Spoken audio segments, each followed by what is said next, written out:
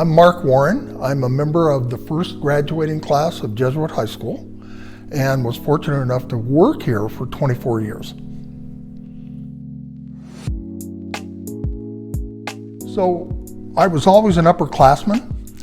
When we came here, we were just gawky, geeky freshmen. So we always had a sense that we were pioneers somehow. I mean, this school was way out of the way. American River Drive was a dirt path. Fair Oaks Boulevard was a country road. We were way out. So I'm not sure we had a sense of tradition or any of that at the time. We just were, but we were in on everything. So it was my class that decided on the name Marauders. Red and gold as the colors of the school, though not really. It was crimson and gold, and it was crimson and old gold, not yellow gold. But when I became a coach, we found out they don't make any uniforms in crimson. It's either scarlet or maroon. So we became red, and then gold for uniforms always looked like pea soup. So anyway, crimson and gold, plank, cutlass, all of that stuff started with our class. Community service started with us, but in those days, it was all volunteer. Christmas food drive we started. So looking back on it, it was pretty big stuff. But at the time, we were just trying to make our way in the world.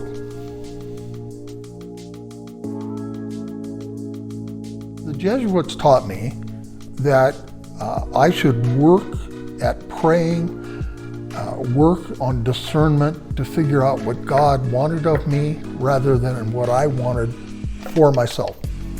And I tried to do that pretty much through my adult life. So I went from teaching 5 English classes a day here at Jesuit for 12 years and coaching football to development director here at Jesuit for 12 years to president at Christian Brothers High School, and then on to being a fundraising consultant, raising money for churches. They were all important. And I hope I did what I think God wanted me to do. So I can talk about any one of those with equal ease and feel good about having done something right.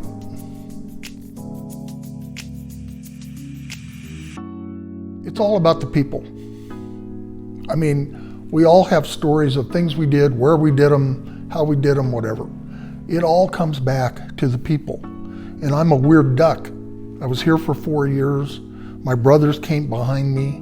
When I got out of college, I started working here for 24 years.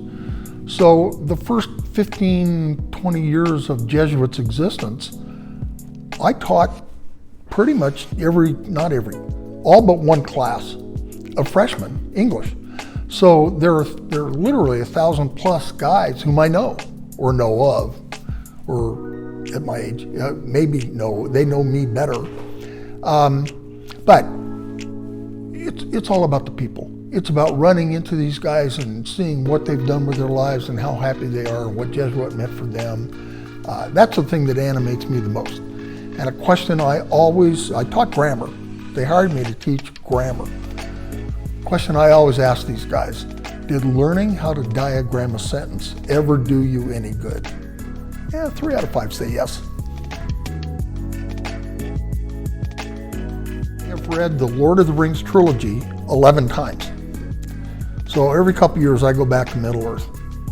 But a book that I taught, totally my favorite, you can ask Father Harris next door here, is To Kill a Mockingbird. I've got a picture of Atticus Finch in my workroom at home. I absolutely love that story. And when Father Harris and I get together, invariably one quote from the movie, if you recall. So Atticus Finch is defending the black man, and he's walking out of the courtroom, and his daughter Scout is up sitting with the black people up in the balcony. And the Reverend up there says, "Stand up, Miss Jean Louise. Your father's passing." I love it. When I went to Jesuit, there was nothing. There was nothing out here. It was just barren land. I think they had the admin building, the 100, 200 wing, what was at the time the science wing, and that's it. No gym, no priest residence, none of that. The two areas that I distinctly remember, out in front, so where the bell tower is and the grass and all that out there, it was just barren, ugly dirt. Every Friday afternoon of my freshman year, Father Joe Berry, he was director of buildings and grounds, would use a 1-ton flatbed truck from Tykert, and he would slowly drive across the grounds, and the whole student body was walking around picking up and throwing rocks to get the rocks off the ground so they could plant grass every Friday. The other story, many of us at the time were on some kind of tuition assistance, but we worked to pay off the tuition assistance. So my brother Phil and I, our work off was in the summer back where the soccer field is, off of Gordon Lane. We prepared that for planting. We raked, not just the two of us, but there was a whole group of us out there that raked that whole thing, raked and raked and raked. Then they got some fathers that came out there, they irrigated the thing, and then we called him Old Man Gordon Lane. He came out and actually he's the guy that put the lawn seed out.